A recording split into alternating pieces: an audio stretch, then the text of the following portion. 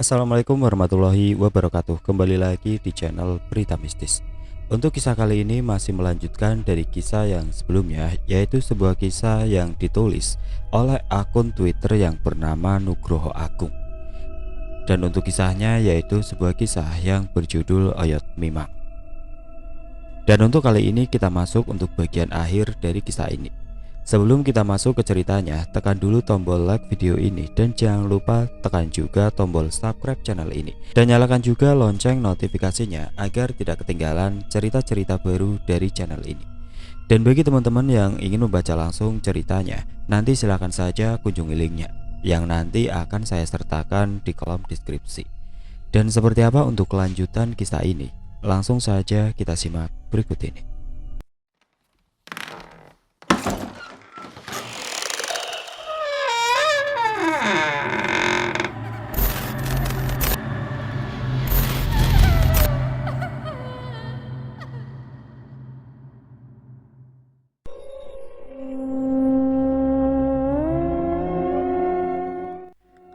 Kami kembali lagi melewati rumah kosong di dekat pertigaan. Rumah yang sebelumnya membuat Mbak Siwi berteriak histeris dan membuat kami semua tergesa-gesa masuk ke dalam mobil. Peristiwa itu masih membekas jelas di kepalaku. Mobil masih melaju dengan kecepatan sedang saat aku mengarahkan pandanganku ke arah samping rumah itu. Tidak sengaja aku melihat sosok mereka menatap diam ke arah kami. Makhluk bertanduk dengan badan yang besar, berbulu hitam, serta matanya yang merah memandang kami terus. Sosok wanita mengenakan baju putih menunduk dengan rambutnya yang panjang sampai menyentuh tanah. Di sampingnya berdiri sosok yang mengenakan kain kafan, berdiri tegak dengan tali pocong masih terikat. Lalu sosok anak kecil dengan tubuh yang menghitam duduk di atas genteng rumah. Sesekali ia melompat-lompat dan bertepuk tangan. Aku hanya bisa menahan nafas dalam-dalam. Hampir pagi, tapi mereka masih terlihat. Ada apa dengan penglihatanku? Rasanya mudah saja melihat sosok yang tidak kasat mata hadir saat ini. Aku hanya bisa terdiam. Tidak ingin lagi membuat kepanikan. Tidak ingin lagi menambah beban pikiran dari calon istriku. Fokusku sekarang adalah pulang. Sosok tersebut hilang bersamaan dengan mobil kami yang sudah masuk jalan menuju desa, tempat calon istriku tinggal. Mobil terus melaju tenang, menerabas kebun salak dan beberapa pohon tinggi yang berdiri di pinggir jalan. Tidak lupa klakson sebanyak 3 kali dibunyikan oleh Mas Bambang. Sayup-sayup aku mendengar kokok ayam jago dari kejauhan. Walau penuh kelelahan tergambar pada calon istriku dan Mbak Siwi, para perempuan ini menemani dalam pencarian yang tidak membuahkan hasil apapun. Justru beberapa kali petaka seakan mau menghampiri kami. Aku hanya bisa mengelus kepala calon istriku, mencoba untuk terus menenangkannya. Mobil kini memasuki desa. Berjalan dengan pelan di jalur desa yang sempit, beberapa orang tua terlihat berjalan menuju masjid, bersiap untuk melaksanakan sholat subuh berjamaah. Padahal kumandang azan subuh belum terdengar, tapi langkah mereka sudah terlebih dahulu menuju tempat ibadah. Rasanya sudah tidak sabar, suara azan subuh kali ini terasa teramat lama. Kabar dari Aldi dan yang lainnya benar-benar aku nanti saat ini. Sambil terus kukirimkan doa dari jauh agar selalu diberikan perlindungan. Mobil berhenti di depan rumah. Bapak dan Ibu Ana sudah menunggu di luar rumah. Beberapa saudara berkumpul di depan rumah dengan wajah yang cemas. Kami semua turun dan langsung disambut dengan banyak pertanyaan. "Bang, bar sangka ngendi kon? Dari mana kamu?" ucap bapak dari calon istriku. "Nganter Agung, Pak. Kan rombongan pengantar dari Tegal kan kesasar." "Lah terus wis ketemu rong? Sudah ketemu?" tanya bapak calon mertua tegang. "Dereng, Pak, belum. Sampai saat ini belum ditemukan. Sampai saat ini kami semua tidak ada yang tahu di mana lokasi mereka," ucapku lemas. Wes, lebun disit. Masuk rumah dulu ya. Kalian tampak kelelahan," perintah ibu pada kami semua. Kami duduk di ruang tamu, ditemani oleh bapak calon mertua dan beberapa sanak saudara yang ada. Ibu dengan sigap membuatkan kami teh hangat dan mengeluarkan beberapa makanan ringan. Tanpa menunggu lama, aku langsung meminum segelas teh hangat, guna meredam dingin yang aku rasakan. Ana terduduk lemas. Mbak Siwi juga sama. Mas Bambang sudah menyalakan rokoknya dan beberapa kali meminum teh hangat yang dihidangkan. "Gimana sih ceritanya? Kok bisa kesasar?" tanya ibu calon mertua. "Membingungkan, Bu. Aneh, gak masuk akal. Rasanya capek kalau harus menceritakannya lagi," ucap Ana dengan sisa-sisa tenaga. Adzan subuh telah berkumandang. Suaranya membuat detak jantung semakin kencang. Tidak sabar rasanya menunggu adzan selesai agar segera aku mendapatkan kabar dari Aldi. Setelah beberapa menit suara adzan berhenti. Aku segera mengambil handphone yang dari tadi aku letakkan di dalam tas. Tanpa menunggu lama lagi, segera aku hubungi Aldi. "Halo Dik, ini Mas Agung. Bagaimana? Apa sudah tahu lokasi kalian?" Ucapku tidak sabar menunggu jawaban. "Mas Agung, Mas Min belum balik. Aku baru mendengar suara azan juga. Paling dia sholat dulu. Nanti kalau sudah kembali ya aku miss call ya. Ada sedikit sisa pulsa di handphoneku," ucap Aldi. "Baiklah kalau begitu Dik, segera kabari ya kalau Mas Min sudah kembali." Telepon segera kututup. Menunggu lagi, gumamku lirik. "Priye Gung?" tanya ibu dengan wajah cemasnya. "Belum ada hasil, Mas Min masih belum kembali Bu. Doakan yang terbaik," ucapku. "Nanti kalau sudah ada kabar, biar para saudara dan warga desa saja yang mencari ya. Mas Agung gak usah ikut, cukup di rumah saja. Mas Agung tanpa sadar sudah melanggar pinggit loh. Gak baik Mas," ucap salah satu sanak saudara yang hadir. "Iya Pak, maaf saya membuat semua jadi khawatir. Tadi saya gugup, tidak bisa berpikir jernih sebelum bertindak saat mendengar kabar tersebut," jawabku. "Sudah Mas, yang penting saat ini kalian sudah ada di sini. Yang penting tidak terjadi apa-apa. Yang sudah terjadi biarkan terjadi. Sekarang kita tunggu kabar dan segera merancang proses pencarian," ucap bapak calon mertua. Handphoneku bergetar. Segera aku matikan dan aku telepon ulang. Sudah habis rasa sabar yang ada. Semoga kali ini ada jawaban jelas yang bisa didapatkan. "Gimana? Mas Min sudah kembali? Sudah tahu lokasinya? Gimana? Tolong segera katakan ya." Aku langsung mencecar Aldi dengan beberapa pertanyaan. Mas, sing tenang, yang tenang. Mas Min sudah kembali. Lokasi kami tersesat sudah ditemukan. Beberapa warga desa dekat lokasi juga sudah datang melihat kami," jawab Aldi berusaha menenangkan. "Terus di mana lokasi sekarang?" tanyaku dengan nada keras, karena kesabaran sudah habis.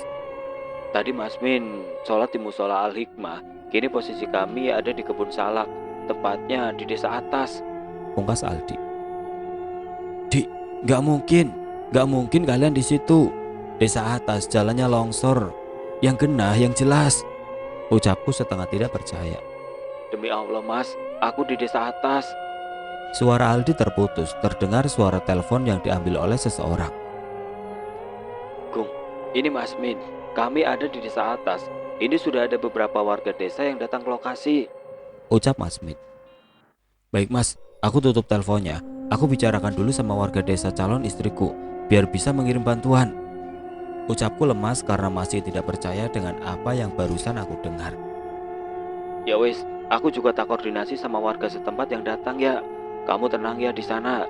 Sudah istirahat, fokus dengan pernikahanmu," ucap Mas Min. "Ya sudah Mas, aku tutup teleponnya," ucapku sembari mengakhiri pembicaraan. Aku terduduk lemas di kursi. Beberapa detik hanya bisa terdiam. Banyak sekali pertanyaan yang berputar di kepalaku. Mana mungkin mereka tidak merasakan jalan yang dilewati adalah jalanan bekas bencana tanah longsor. "Sudah dapat kabar dari saudaramu, Gung?" tanya Mas Bambang. "Sudah Mas, kabar yang aku dapat saat ini mereka tersesat tidak jauh dari desa atas," jawabku sambil melihat jam dinding. "Loh, aneh banget. Hampir saja kita sampai di desa itu. Kalau jembatan sebagai akses jalan satu-satunya tidak terputus, mungkin semalam bisa ketemu tuh," kata Mas Bambang sembari menghisap rokoknya. "Ya udah, saat ini kan sudah jelas tuh mereka ada di mana. Bapak ada teman di desa itu. Nanti warga desa biar bantu proses evakuasi. Kita kumpulkan dulu semua, baru berangkat ke desa atas," ucap bapak calon mertua. "Nanti tidak apa-apa kalau saya tidak ikut?" tanyaku pada bapak. "Justru kamu jangan ikut. Kamu tetap di rumah saja. Istirahat, jaga kesehatanmu. Sebentar lagi kamu kan akan menikah," saran bapak calon mertua padaku. Setelah pembicaraan itu, bapak calon mertua segera berkoordinasi dengan para saudara dan warga desa, merencanakan akan segera pergi ke desa atas guna membantu evakuasi mobil. Mas Bambang masih terus bersandar di kursinya. Mbak Siwi malah tidur di kursi karena kelelahan. Ana sepertinya pergi ke kamar mandi. Yang bisa aku lakukan saat ini adalah istirahat penuh. Setidaknya sekarang sudah ada jalan terang di mana lokasi Aldi saat ini dan apa yang akan dilakukan. Semoga proses evakuasi mobil bisa berjalan lancar. Belum lama aku menyandarkan punggung. Terdengar sayup-sayup suara gaduh dari arah dapur. Lambat laun suara itu semakin keras dan pecah menjadi tangis. Astagfirullah, Gung, Bambang, ini tolongin bapak, teriak ibu calon mertua dari dapur, membuat kami bertiga terkejut dan bergegas menuju asal suara. Duh, apa maning kayak Gung? Apalagi tuh Gung? Duh, kayaknya terjadi sesuatu Gung. Gini amat orang mau menikah, keluh Mas Bambang. Wonten apa Bu? Tanyaku setelah sampai di dapur. Aku terkejut dengan apa yang aku saksikan. Secara alami, tubuh ini hanya bisa diam mematung melihat calon istriku tergeletak lemas di pelukan orang tuanya. Ini tolong, angkat anak ke kamar, dia barusan pingsan, ucap bapak calon mertua sambil memegangi kepala anak. Loh, kok anak bisa pingsan Bu? Kenapa? Tanya Mbak Siwi penuh rasa khawatir. Bu, anak kenapa? Anak kenapa Bu? Tanyaku lemes, badan dan pikiran terasa berat. Kapan semuanya akan selesai? Rentetan masalah menyerbu tidak ada habisnya.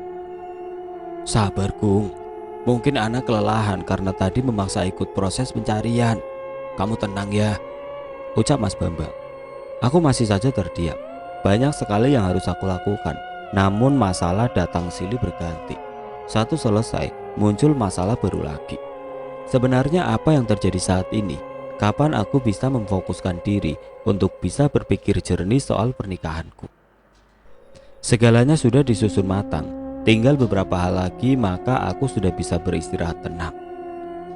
Duh Gusti, kapan habisnya? Saat ini aku hanya ingin menikah, mohon kelancarannya, ucapku dalam diam. Pikiran penuh tanya melihat Ana tergeletak lemah. Tubuhnya layu di pangkuan bapaknya, seluruh tubuh bergetar hebat. Ku coba semampuku menahan untuk tidak berteriak histeris melihat calon istriku yang sudah tidak sadarkan diri. Dalam diam aku terus menekan gigi berusaha agar mulut ini tidak terbuka. Ibu terus menangis melihat anak perempuannya lemas tidak ada daya. Entah karena apa, asumsi kami semua ia pingsan karena kelelahan. Segera setelah diam melihat keadaannya, ibu menjawab tanya yang aku ajukan. Embuh, ibu tidak tahu. Tadi setelah keluar dari kamar mandi, tiba-tiba badannya lemas, lalu jatuh. Untung ada bapak yang kebetulan lewat. Langsung ditangkap bapak, jawab ibu dengan tatapan penuh khawatir. Sudah Gung, ayo segera kita angkat, perintah Mas Bambang. Aku masih tertegun melihat Ana tergeletak lemas di hadapanku. Sebenarnya ada permainan apa di balik semua ini? Tidak ingin berlama-lama tenggelam dalam pikiran penuh tanya, segera aku angkat Ana. Aku coba mengangkatnya. Setelah sebelumnya aku pegang tangannya, tubuhnya masih hangat, nafasnya masih normal. Mungkin benar dia pingsan karena kelelahan. Tiba-tiba hal yang tidak diduga aku rasakan. Pandangan tiba-tiba buram. Sayup-sayup suara yang aku dengar perlahan menjauh. Terus jauh dan semakin menjauh. Setelahnya segala yang aku rasakan berubah drastis. Tubuhku bagai terjatuh di tempat gelap. Kini hanya hitam yang bisa aku lihat. Kesadaran masih aku rasakan. Tapi tubuh tidak bisa lagi aku kendalikan. Gelap segalanya menjadi gelap untuk sesaat. Aku terus berusaha membuka mata, berusaha mengendalikan tubuhku, namun hasilnya tetap sama. Hanya hitam yang terus nampak dalam pandangan. Dingin terasa menyelimuti seluruh tubuh. Terdengar suara binatang malam. Pelan-pelan kini aku kembali membuka mata. Hembusan angin bergerak kencang menampar wajah, membuatku segera terbangun. Pandangan belum terlalu jelas, tapi bisa aku rasakan ini adalah tempat yang berbeda dengan suasana malam. Padahal sebelumnya tidak lama pagi telah tiba. Saat pandangan kembali normal, nampak dua sosok besar berbulu hitam berjalan menuju arahku. Wajahnya mengerikan, seperti binatang buas dengan taring yang keluar dari mulutnya. Aku terkejut membuat tubuhku kaku, tidak bisa digerakkan. Rasa takut terasa menyelimuti seluruh badan. Mereka segera mengangkatku yang masih lemas, menyandarkanku di sebuah pohon besar di tengah perkebunan salak. Kini seluruhnya nampak jelas, aku benar-benar tidak lagi berada di rumah. "Siapa kamu? Aku di mana?" Dengan rasa takut yang masih menyelimuti, aku memberanikan diri untuk mengajak dua sosok itu berbicara. Tanpa menjawab pertanyaan, salah satu dari mereka menampar wajahku dengan keras. Darah segar mengalir dari lubang hidungku. Dilanjutkan dengan sosok yang satunya lagi, menarik kaki, mengangkat tubuhku ke atas dengan kondisi kepala di bawah. Kini aku bertatapan dengan wajah seram makhluk hitam tersebut dengan posisi terbalik. Taring panjang dan mata memerah dengan kepala yang terus bergerak menatapku. Tidak lama aku dilempar hingga terbang jauh dan jatuh menabrak pohon salak. Durinya menancap di kulitku, membuat perih dan linu begitu terasa. Kini aku sadar tubuh ini benar-benar tidak punya daya. Namun jika aku terdiam seperti ini, tidak akan ada yang berubah.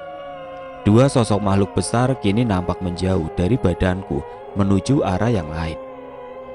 Terlihat batu besar, di atasnya duduk seorang perempuan dengan posisi tangan terikat. Tidak salah lagi, itu adalah Ana. Aku berdiri dengan keadaan kaki yang masih bergetar hebat. Aku tidak lagi memperdulikan pertanyaan yang terus berkecamuk di dalam kepalaku tentang apa, kapan, di mana saat ini berada. Aku mencoba terus menguatkan mentalku. Keberanian seseorang akan bangkit jika melihat sosok yang dicintainya dalam bahaya. Kini aku tidak peduli apakah ini mimpi atau nyata adanya. "Oi, Memedi Ireng, peliharaan siapa kamu sampai berani mengganggu aku dan calon istriku?" Aku berteriak kencang pada dua makhluk hitam itu. Mereka nampak kegirangan, melompat-lompat, bertepuk tangan di sebelah Ana yang melihatku dan hanya bisa terdiam dengan wajah penuh ketakutan. Air mata terus mengalir keluar dari kedua matanya. Salah satunya berlari ke arahku, mencoba menyerangku. Aku segera lari menjauh darinya. Buru-buru aku terus memikirkan banyak cara. Terlihat ada batu sebesar genggaman orang dewasa. Dengan sigap aku mengambil batu tersebut. Panas kini aku rasakan di tangan kananku. Lekas aku lempar batu itu dan untungnya tepat mengenai mukanya. Sosok tersebut jatuh tersungkur ke tanah.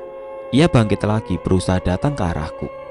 Ada hawa lain yang aku rasakan di sekitar tubuhku. Batu biru yang berada di kantung celana tiba-tiba menyala. Aku terus berlari menggerakkan tubuh semampuku. Akar pohon seperti tiba-tiba ada di sekitar kakiku, menyulitkan gerak kaki dan membuatku terjatuh. Tidak ingin terlalu lama dalam posisi ini, segera aku bangkit dan menghindar dari makhluk hitam yang jaraknya semakin dekat. Tepat sebelum bangkit, segera tangan ini mengambil batu lagi. Aku melempar kuat-kuat batu itu yang sebelumnya sempat dibacakan doa sebisaku. Batu melesat kencang, kini tepat mengenai kepala makhluk hitam itu yang aku pikir dia adalah Memedi Ireng. Gerakannya terhenti, tubuhnya ambruk ke tanah. Pelan-pelan badannya mulai menghilang, melebur dengan angin yang berhembus melewati sela-sela pohon salak. Rasa percaya diri hadir kembali.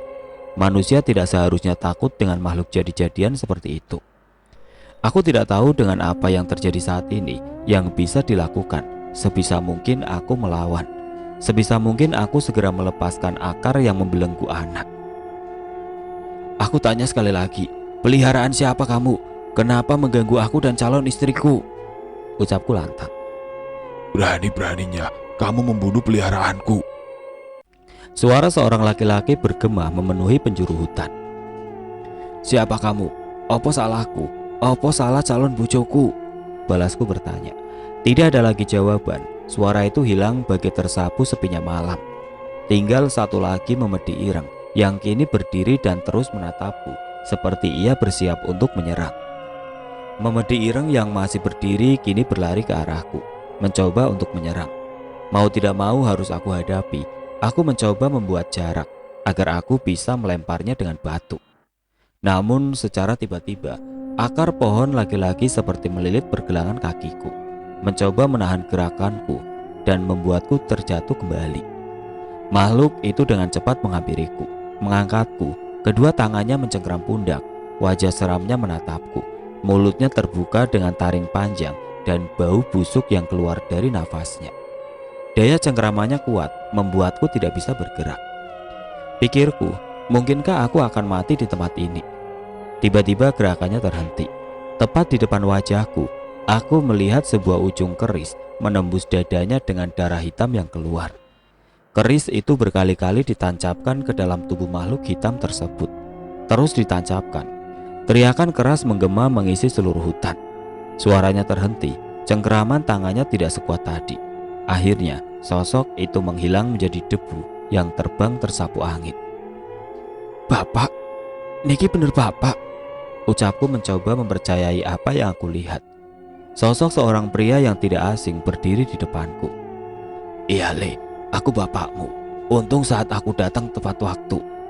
Kamu masih bisa selamat," ucap bapak dengan tenang. Sosoknya berbeda dari biasanya, mengenakan baju tradisional Jawa berwarna hitam. Dengan belangkon beliau kenakan. Hal pertama yang membuat aku ragu sosok tersebut adalah bapak ketika melihat kedua kakinya sempurna. Sedangkan bapak yang aku kenal adalah seorang difabel dengan satu kaki yang kurang sempurna. "Ini wujudku di sini. Jangan terkejut ya, Le. Kalau dikatakan ini mimpi, ya mungkin. Tapi yang jelas, kamu dibawa di alam demit dengan orang yang tidak senang sama keluarga calon istrimu," ucap bapak menjelaskan. Aku segera menuju ke arah anak. Namun akar pohon itu terlalu kuat mengikat tangannya, membuatku berusaha payah untuk membukanya. Belum juga aku selesai melepaskan ikatannya, aku melihat banyak ular berwarna hitam pekat keluar dari dalam hutan. Jumlahnya yang banyak membuat kami semua terkepung. "Bapak, ular datang banyak sekali," aku mencoba memperingatkan bapak. "Tidak usah takut, ini cuma tipu daya dukun gemblung, tidak usah mundur." Kini bapak duduk dengan posisi menyilak, mulutnya seperti sedang mengucap sesuatu, entah mantra atau doa, aku tidak tahu. Ular-ular dengan berbagai ukuran terus bergerak ke arah kami dengan cepat, membuat ruang gerak kami sempit, seakan mereka ingin menyudutkan kami. Bapak duduk menyilah, keris di tangannya diangkat tinggi ke atas, setelahnya dengan cepat keris bapak tancapkan ke tanah. Ular-ular yang bergerak perlahan berhenti sesaat. Selanjutnya kelompok ular tersebut berbalik arah menuju tempat asal mereka. "Tunjukkan wajahmu kalau berani. Jangan cuma bersembunyi di tempatmu. Kamu sudah berani ganggu keluargaku. Hadapi aku sekarang," ucap bapak dengan suara lantang ke segala penjuru. Saya bukan orang goblok, seperti yang sampean pikir. Saya tahu sosok apa yang ada di belakangnya sampean. Suara itu keluar kembali dari sudut hutan. "Sebenarnya ada urusan apa kamu mengganggu keluargaku?" tanya bapak ke semua penjuru. Sampean tidak perlu tahu. Urusannya dengan keluarga anak perempuan itu, bukan dengan anakmu. Aku dendam dengan keluarga itu sudah lama. Aku ingin keluarga anak perempuan itu hancur pelan-pelan, ucap sosok suara tersebut penuh amarah. "Bukan hakmu. Nasib orang tidak ditentukan dengan tindakanmu. Sekarang sampean pilih. Kembalikan anak-anakku atau sekarang keluar menghadapi aku," tantang bapak pada sosok tersebut. Aku tidak akan usai di sini. Saat datang waktunya, aku akan datang lagi. Aku tidak senang keluargamu ikut campur. Aku akan datang lagi, ucap sosok suara di balik kegelapan. "Ya sudah, kalau begitu, kembalikan anak-anakku. Aku beri satu peringatan. Jangan berani-berani mengganggu lagi. Mulai sekarang, apa yang menyerang anakku, aku kembalikan lagi," pinta bapak dengan sosok suara tersebut. Suara itu tidak terdengar lagi, seperti hilang bersama pekatnya malam. Bapak kini datang ke arah kami berdua. Dengan kerisnya, beliau melepaskan Ana dari akar pohon yang mengikatnya. "Bapak, kenapa tidak diberi pelajaran atau habisi saja? Orang-orang seperti itu bukannya berbahaya saat dilepaskan?" tanyaku pada bapak. "Bukan hakku, Gung. Manusia tidak punya hak mengambil nyawa orang lain dengan sengaja," ucap bapak serius. "Tapi Pak," "Kamu tenang, dia tidak akan datang lagi, tidak akan kembali lagi. Ada hal yang nantinya perlu kamu lakukan," ucap bapak yang memotong kata-kataku. "Hal apa Pak yang perlu saya lakukan?" tanyaku kembali. "Ono sing meh teko, Ada yang akan datang. Biar beliau yang menjelaskan. Dari beliau, kamu dapat batu itu. Sini, sekarang kalian berdua duduk menyilah di depanku, ucap bapak sambil mengarahkan posisi kami untuk duduk. Kami melakukan apa yang bapak minta. Aku dan Ana duduk sejajar tepat di depan bapak yang masih berdiri. Aku pikir mungkin ini cara yang dilakukan bapak agar kami berdua bisa kembali ke tempat semula. Cak Bagus, Cak Ayu, putuku, ada yang mau membuat dirimu celaka. Suara perempuan terdengar dari arah belakangku. Bau wangi bunga disertai dengan gemerincing gelang kaki yang juga terdengar semakin mendekat. Hawa aneh seperti menyelimuti tubuhku. Kepala tidak bisa aku gerakkan ke belakang, bermaksud melihat sosok tersebut. Kini langkahnya melintas di sebelahku. Kain batik yang ia kenakan mengingatkanku akan sosok yang muncul di rumah. Leh, apa yang aku ketahui ternyata benar-benar terjadi ya.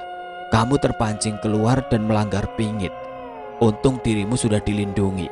Untung kamu masih mengerti batas yang akan kamu lewati.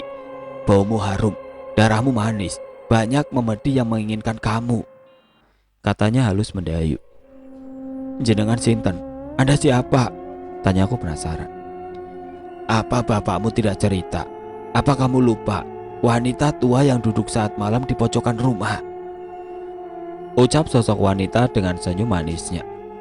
Maaf, saya tidak terlalu paham, ucapku dengan bibir bergetar. Ora masalah, ora popo. Sebut wae, aku Nyai Sekar Banuwati.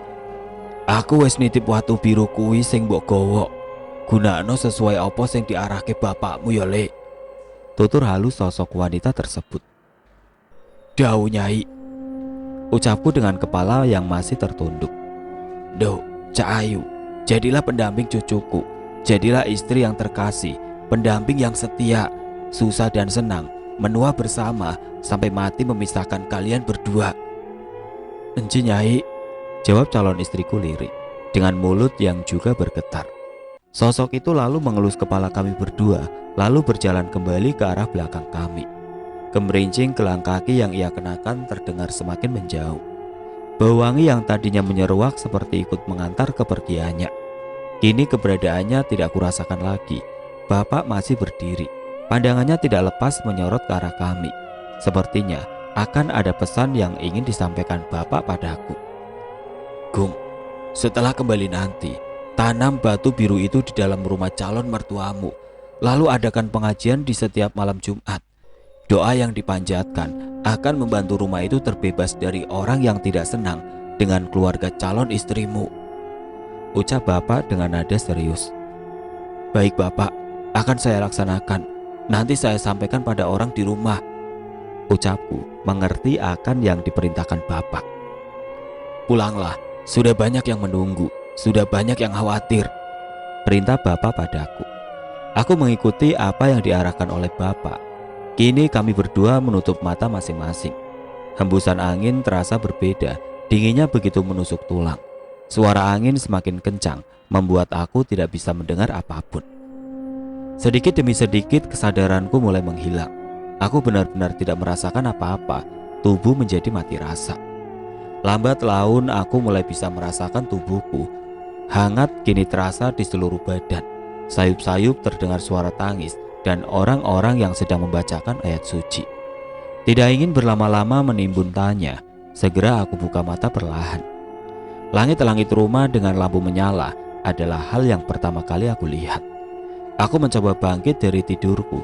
Tidak lama berselang, pelukan hangat aku rasakan dari Ana yang menangis sesegukan. Aku takut sekali, Le. Aku harap semua yang terjadi tadi mimpi, ucap Ana menyadarkanku yang saat ini mulai paham. Aku sudah kembali lagi di tempat semula, yaitu rumah. Ya Allah, akhirnya kalian berdua sadar juga. Kami semua khawatir. Pak Mantri bilang kalau kalian seperti mengalami koma, ucap ibu calon mertuaku. Gung, ana apa sebenarnya? Iso-isone lho, wong loro tumbang bebarengan. Ada apa? Kalian berdua bisa pingsan bareng? Tanya Mas Bambang padaku yang masih kebingungan. Aku melihat keluarga calon istri sudah berkumpul, seperti terjadi sesuatu.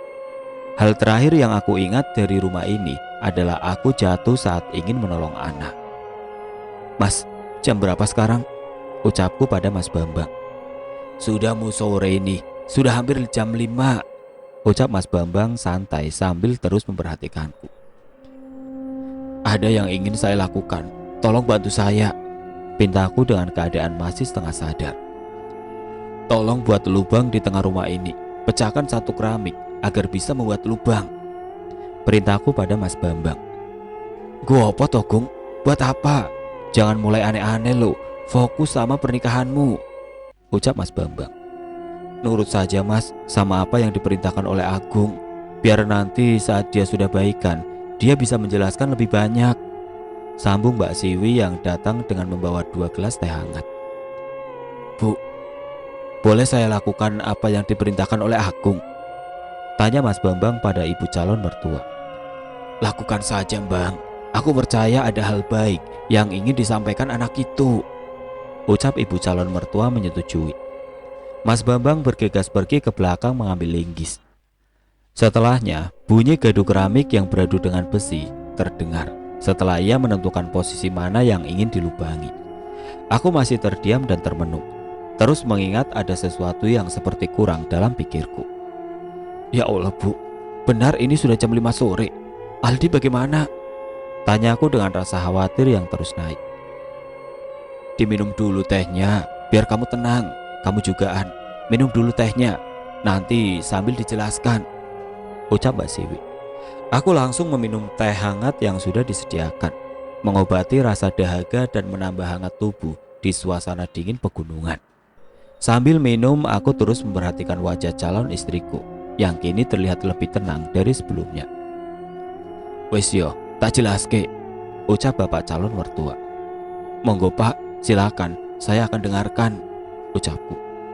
"Gung, masalah sedulurmu wis rampung. Masalah yang dihadapi Aldi dan yang lainnya itu sudah selesai. Ternyata benar, mereka tersesat di desa atas. Yang anehnya, mereka benar-benar seperti terkepung. Depan jurang, kanan kiri kebun salak, belakang tanjakan panjang yang membuat mobil susah bergerak," ucap bapak perlahan sambil mengatur nafas. "Beberapa saudara tadi pagi berangkat membantu proses evakuasi. Ada sekitar 10 orang yang meluncur ke tempat tersebut. Mereka menggunakan mobil jenis Colt agar bisa mencapai medan itu. Jalan di sana masih rusak total akibat tanah longsor yang terjadi bulan Maret lalu. Kabarnya, pemerintah kabupaten sudah menyusun rencana untuk perbaikan. Selanjutnya, biar Tono yang menjelaskan lebih lengkap," lanjut penjelasan dari bapak calon mertuaku. "Lalu bagaimana proses evakuasinya tadi?" tanyaku yang semakin penasaran. "Gini Mas, memang sudah tidak masuk ke nalar. Posisi mobil itu sudah melewati desa atas, berada di perkebunan dekat situ. Yang jadi pertanyaan itu, mobil kok bisa tidak merasakan jalanan yang hancur? Kami yang tadi membantu juga mendapatkan jawaban yang sama dari seduluren jenengan. Jalanan yang mereka lewati halus dan bagus," ucap Mas Tono, salah satu saudara yang ikut membantu proses evakuasi. Warga desa atas juga sudah berkumpul saat kami tiba. Mereka juga sudah membantu menarik dengan truk dengan tali tambang yang dikaitkan ke mobil dan truk. Tapi mobil tidak bisa bergerak. Akhirnya kita coba dengan menggunakan mobil Colt. Hasilnya sama saja. Tanah basah membuat ban mobil slip. Kami kesusahan dalam menarik mobil seduluren jenengan," ucap lagi dari Mas Tono. "Lalu akhirnya bagaimana?" tanyaku kembali. Saat warga mulai ramai, ada suara dari seorang lelaki yang berteriak, "Sudah, pakai tangan saja, ditarik bareng-bareng talinya." Akhirnya sekitar 30 orang menarik mobil tersebut secara gotong royong. Alhamdulillah mobil bisa kembali ke jalan yang benar, lanjut Mas Tono dengan senyum di wajahnya, membuatku lega mendengarnya. "Ada yang aneh loh Mas tadi," celetuk kembali Mas Tono. "Aneh bagaimana Mas?" tanyaku penasaran. "Orang yang teriak tadi, kami kira warga desa atas. Lah, warga setempat malah tanya, bukannya orang yang teriak tadi warga desa bawah?" Kami semua kebingungan, karena setelah mobil berhasil dikembalikan ke jalur, orang tersebut sudah tidak terlihat lagi. Tapi ya sudahlah, yang penting Proses evakuasi berjalan lancar, ucap Mas Tono. Lalu proses evakuasi rampung jam berapa, Mas? Tanya Ana pada Mas Tono. Rampung jam 10-an. Kita berangkat dari sini jam setengah 8 pagi. Agak susah setelah sampai bawah jembatan yang longsor itu. Mobil juga kembali ditarik lewat jalan darurat. Angel wes, susah itu jalannya, kan hancur, jawab Mas Tono atas pertanyaan Ana. Setelah itu, Tono dan yang lainnya menuntun mereka sampai jalan provinsi. Takut kesasar lagi, sambung bapak menutup cerita proses evakuasi. Oi Gung, iki wes rampung, sudah selesai nih. Tanahnya sudah digali, ucap Mas Bambang. Aku langsung berdiri dari tempatku duduk. Aku singkirkan semua selimut dan kain yang sedari tadi membalut tubuhku. Mau buat apa sih? Tanya Mas Bambang penasaran. Aku diam tidak menjawab pertanyaan Mas Bambang terlebih dahulu. Aku keluarkan bungkusan kain putih dari kantong celana. Setelah aku buka, batu biru itu memancarkan sinar tipis yang membuat semua orang yang berada di rumah itu melihat ke arahku. Saya tanam batu biru ini di rumah ini. Semoga bisa membawa hal baik dan jadi tolak bala. Ada orang yang tidak suka dengan keluarga ini terkait dendam saat kala perebutan lahan garapan. Ucapku mengumumkan pada semua yang hadir. Oh, sebenarnya kamu sudah tahu, Gung. Orang itu yang selama ini mengganggu dan membuat susah keluarga kami. Segala usaha sudah dilakukan, tapi selalu diganggu sama orang tersebut, ucap ibu calon mertua. Saya hanya dapat pesan dan melaksanakan perintah, Bu, ucapku. Apa mau diajar saja orang seperti itu? Ucap Mas Bambang emosi. Tidak usah, Mas, segala hal jahat pasti akan ada balasan dari Sang Pencipta. Mulai dari sini, mudah-mudahan tidak ada gangguan lagi. Setelah batu ini aku tanam, tolong setiap Jumat malam diadakan pengajian. Lantunkan doa dan sholawat agar rumah semakin hangat dan dapat terhindar dari mara bahaya, ucapku pada semua. Setelah pembicaraan itu, aku bungkus kembali batu biru itu dengan kain putih. Segera aku tanam ke dalam tanah yang sudah dilubangi. Selanjutnya aku tutup kembali lubang tersebut dengan bantuan Mas Bambang. Perintah dari Bapak sudah aku laksanakan. Segalanya telah terjadi. Kini aku masih terduduk lemas memikirkan rentetan peristiwa yang bisa aku katakan tidak masuk akal. Namun pada kenyataannya terjadi. Tapi dalam diam, aku bersyukur semuanya bisa aku lalui. Calon istriku masih tampak terpukul, terduduk lesu sambil terus memeluk bantal yang ada di depannya. Duk, kamu tenang, sekarang kita sudah kembali. Istirahatlah, masih banyak yang perlu kita lakukan esok hari, ucapku menenangkan anak. Iya, tidak ada yang kurang apapun dari kita. Aku ke kamar dulu ya, aku istirahat sekarang, ucap Ana berpamitan. Ya sudah, aku telepon Aldi dulu. Aku harus tahu kabarnya. Kemungkinan saat ini sudah di rumah, kalau berangkat tadi pagi, pungkasku mengakhiri pembicaraan. Selanjutnya aku segera menghubungi Aldi. Mungkin saat ini dia sudah beristirahat tenang di rumahnya. Berangkat dari Banjar sedari pagi. Jika perjalanan lancar, dia tiba di Tegal saat siang hari. Assalamualaikum, halo Dik. Aku mengawali pembicaraan. Waalaikumsalam Mas Agung. Bagaimana Mas? Ini aku barusan sampai Tegal, sambung Aldi dari balik telepon. Loh Dik, kamu baru sampai Tegal saat ini? Kok bisa? Tanyaku pada Aldi dengan penasaran. Mas, hal aneh terjadi tadi, Aldi berkata buru-buru. Apalagi Dik? Kenapa lagi? Tidak sabar aku menunggu jawaban dari Aldi. Kami semua kelelahan, tertidur di perjalanan pulang. Semalam kami semua belum tertidur. Kendali kemudi masih dipegang oleh Pak Sopir. Kami percaya karena beliau paling siap dalam keadaan saat itu, jelas Aldi. Lalu apa yang terjadi saat perjalanan pulang? Tolong katakan segera, jangan bertele-tele, kataku yang kini sudah hilang sabar. Kami semua lewat jalur yang sama. Beberapa kali aku terbangun, tapi mobil masih terus berjalan. Rasanya perjalanan pulang kali ini sangat panjang. Sadar-sadar saat aku melihat jam tangan, ternyata sudah sore. Sedari tadi Pak Sopir terus membawa kami berputar-putar kota Tegal. Aku tahu itu setelah mobil melewati 3 kali tempat yang sama, jawab Aldi yang terus menjelaskan peristiwa aneh yang terjadi. Loh, Beneran muter-muter. Itu sopir kenapa sih? Apa kalian tidak ada yang terbangun gitu? Tanyaku memastikan. Tidak mas, kami semua tertidur pulas, entah karena kelelahan atau hal lain. Saat mobil sudah 3 kali melewati tempat yang sama, aku segera membangunkan Mas Min. Lalu aku ceritakan apa yang terjadi. Pak Denduluk sempat emosi. Hampir terjadi ketegangan, namun Mas Min menyadarkan Pak sopir dengan menepuk pundaknya. Sambung Aldi.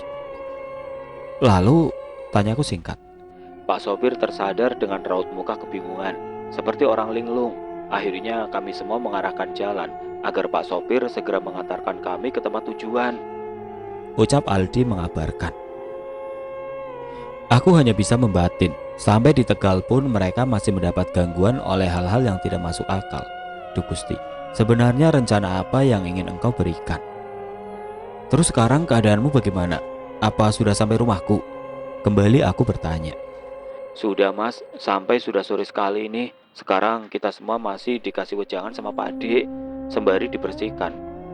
Takut masih ada yang ikut, kata Aldi menjelaskan. Sayup-sayup aku mendengar suara adzan maghrib berkumandang. Tidak terasa peristiwa ini berjalan selama itu.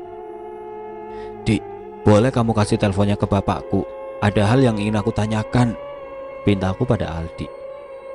Baik mas. Selanjutnya Aldi menyerahkan handphonenya ke bapak. Halo Le, Gung, gimana? Kamu sudah baik kan di sana? Tanya bapak mengawali pembicaraan. Alhamdulillah pak, sudah baikan di sini. Sudah aku laksanakan apa yang bapak perintahkan tadi, balasku. Ya sudah, kamu sekarang bisa tenang. Mudah-mudahan itu semua bisa bekerja dengan baik. Tidak ada lagi gangguan. Semuanya kita serahkan pada Sing Gawe Urip. Kita hanya bisa berusaha. Gusti Allah yang memutuskan ya Le, tanya bapak. Inje pak. Iya pak, benar. Bagaimana keadaan para saudara di situ? Tanyaku pada bapak. Baik semua. Aldi, Duluk sama Amin masih aman. Yang kasihan Pak sopir, ucap bapak menggantung kata. Memangnya kenapa pak? Tanyaku penasaran. Ya semua kan ada sangkut pautnya. Semua ada sebab dan akibatnya. Pak sopir itu ketempelan 2 makhluk halus, jawab bapak yang membuatku termenung. Loh pak, bisa gitu ya? Aku sudah beberapa kali pada Pak sopir untuk klakson saat lewat pohon besar atau jembatan. Ya kalau memang tidak percaya hal mistis, apa susahnya kalau dilakukan? Apa dosanya? Tanyaku pada bapak. Apa yang diyakini seseorang memang tidak bisa dipaksakan, Gung. Ya mungkin ini sudah jalannya. Yang penting kamu dan yang lain selamat. Pak sopir pertama kali kena di jalan sekitaran Pemalang. Lalu ada yang nambahin lagi di sekitaran pohon salak. Kayaknya memang sengaja, ucapnya. Sengaja gimana pak? Tanyaku lagi. Yang suka ganggu keluarga istrimu, seperti sengaja membuat kamu sampai melanggar pingit agar kalian celaka. Tapi untungnya semua bisa dihindari, terang bapak. Licik sekali. Kalau tidak suka, kenapa tidak diselesaikan secara baik-baik saja? Ucapku kembali. Ya kamu sudah tahu jawabannya. Orang itu punya dendam, ingin menyiksa keluarga Ana secara perlahan sampai puas. Orang punya dendam tidak akan mau merampungkan masalah sebelum semua nafsunya akan hal itu terbayar tuntas. Ya sudah, mungkin tugasmu dan tugas keluarga kita untuk memotong tali dendam yang tidak ada ujungnya, ucap bapak perlahan. Leres pak, benar sekali. Yang penting niatan kita baik, jawabku. Ya sudah, konsentrasi sama pernikahanmu. Besok kami semua datang. Tolong bilang ke semua orang yang terlibat, jangan ceritakan kejadian ini. Bapak juga sudah bilang pada Aldi dan semuanya untuk tidak usah menceritakan hal ini ke yang lain. Takut malah membuat semuanya was-was, perintah bapak. Dawu pak, baik, saya akan bicarakan hal ini pada yang terlibat proses evakuasi juga, jawabku. Ya wes, kamu istirahat. Aku tutup ya teleponnya.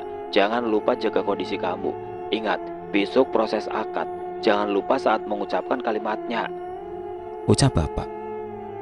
Gak lupa, sudah dihafalkan berulang kali. Ya sudah, salam untuk semua. Saya tutup teleponnya. Sehat selalu pak, sambungku mengakhiri percakapan.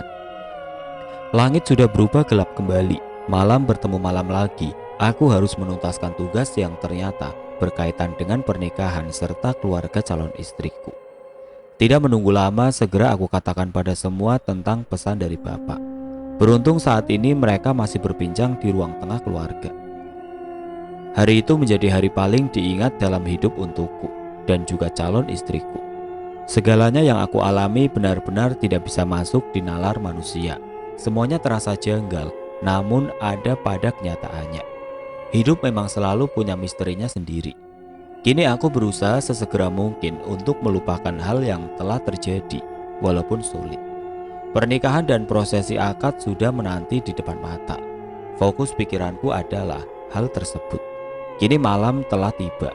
Kami bisa beristirahat, walaupun sesekali mimpi buruk masih menghantui. Kokok ayam berbunyi nyaring di telinga. Sinar mentari mulai muncul malu-malu di balik mega. Aku sudah sibuk dengan segala persiapan yang ada. Rasanya ada yang berbeda saat ini. Perasaan senang timbul dalam hati, namun harus bercampur dengan perasaan trauma yang masih menyelimuti. Bunyi iring-iringan mobil terdengar dari luar rumah. Saat suara berhenti, terdengar seseorang yang memanggil dari kejauhan. "Gung, anakku," ucap ibu sambil berjalan terburu-buru ke arahku. "Ibu, sudah datang semuanya ya?" Sambutku sambil memperlihatkan wajah ibu seperti menahan tangis. "Kamu gak apa-apa, Leh. Ibu sudah dengar semua dari Bapak. Kamu sama Ana, gak apa-apa kan, Leh?" Tanya ibu khawatir. "Ibu, tolong jangan bahas itu di sini. Bapak sudah weling. Bapak sudah memberi pesan, Bu," kataku pada ibu. "Wes paham aku, Leh. Sudah paham. Tapi ibu mana yang bisa menyembunyikan rasa khawatir pada anaknya yang hampir saja celaka?" Sambung ibu. "Sudah, Bu. Malah nanti buat sanak saudara yang lain bertanya-tanya. Hapus air mata ibu sekarang. Anakmu sekarang baik-baik saja." Tutupku meyakinkan ibu. Ibu terdiam disusul dengan bapak yang datang serta adik-adikku. Mereka kini berkumpul di sekitaranku. Bapak mengingatkan kembali untuk menyimpan cerita ini terlebih dulu. Terlihat pula Aldi dari kejauhan melambaikan tangannya. Di sampingnya ada Pak Dindulung dan Mas Min. Tersenyum ke arahku di sambung mobil yang sebelumnya mereka gunakan. "Pak sopir tidak ikut, Pak?" Tanyaku pelan pada bapak. "Kondisinya tidak memungkinkan. Setelah pulang dari sini, bapak akan membantu dia pemulihan.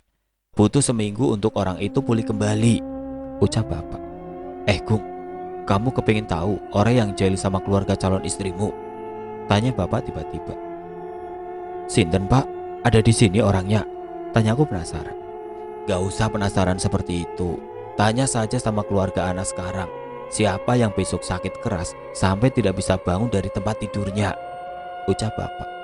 "Loh, bapak ngirim sesuatu ke orang tersebut? Katanya..." Kalimat terpotong dari mulutku. "Enggak bapak kirim. Cuma bapak balikan apa yang dia kirim. Wes, ayo, persiapkan semuanya. Saatnya kamu melangkah ke hal lain dalam hidupmu," ucap bapak mengakhiri pembicaraan. Pagi itu November 2016 tepat pukul 9 waktu Indonesia Barat, aku mengucapkan sumpah suci dengan Ana untuk bersama melangkah pada tahapan yang lebih tinggi dalam hubungan kami, menua bersama sampai ajal memisahkan. Namun tidak disangka tangis Ana pecah di saat aku selesai mengucap sumpah. "Leh, aku tidak tahu harus apa sekarang. Kejadian semalam bagikan mimpi buruk," bisiknya lirih. Dengan segera aku memeluknya erat. Aku tahu pasti ada imbas yang akan terjadi setelah kejadian malam itu, menimbulkan trauma mendalam pada dirinya. Jauh dalam hati, saat itu aku tidak bisa memproses emosi mana yang harus dirasakan. Ketakutan, rasa khawatir, bingung, seketika berubah dalam beberapa jam menjadi kebahagiaan. Namun tetap saja bayang-bayang akan peristiwa itu tidak bisa hilang begitu saja. Segalanya bisa dihadapi bersama. Kini kami sudah dipersatukan dalam ikatan untuk terus menaiki satu kapal yang melaju mengarungi lautan kehidupan. Hujan badai, debur ombak, angin yang terus bertiup harus kami terima dan hadapi bersama. Bertumbuh dalam kasih dan terus berbagi dalam kesederhanaan. Hidup untuk menua bersama hingga akhir usia memisahkan.